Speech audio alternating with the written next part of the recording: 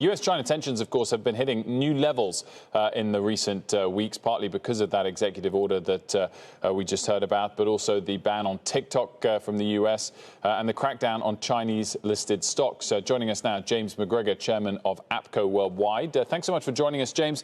Are we at peak US-China tensions, and do you expect them to stay here, or is this something to do with approaching a US election?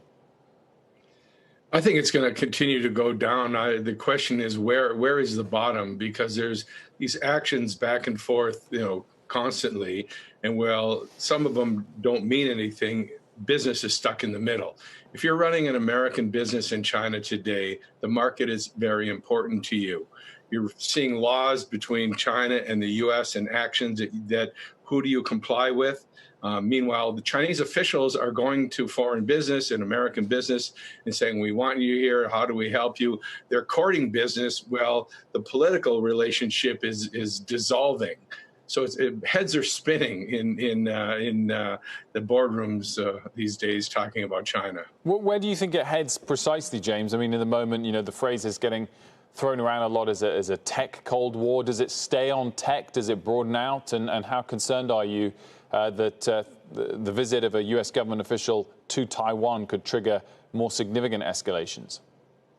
Actually, the visit to Taiwan is very important because with what's happened in Hong Kong, and basically one country, two systems has now been neutered there, the eyes are on Taiwan.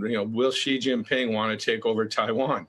And with the Trump administration, pushing and pushing and pushing on Taiwan, who knows? But, this is also what we have to look out for is what's happening to journalism. What happened with Jimmy Lai today actually went after journalism also. They were all over in that newsroom. And right now, the journalists in Hong Kong, the foreign journalists are wondering if they're going to get kicked out. The Americans, because there's this 90-day rule on the Chinese journalists in America, their visas expired yesterday. And there's been no sign on whether they're going to be renewed. So the American journalists in Hong Kong are wondering if they're going to get kicked out. So there's so many levels of this.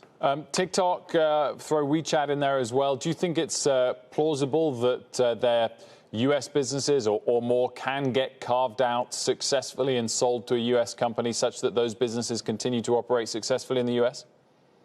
Well, WeChat is a whole different matter. It's got, 1.2 billion users, and it's actually the way my company, I communicate with my staff, and all the businesses in China use it. You can't live without it, but there's no way you could carve that out in any way. TikTok is a very interesting story, because Zhang Yiming, the founder, thought he had the formula. He thought he had a successful business in China. He created a whole separate business for outside of China, TikTok. And it took off. And now he's being ordered, to sell it by the Trump administration. Is this going to give other countries permission to take American social media companies and make them sell their operations in that country?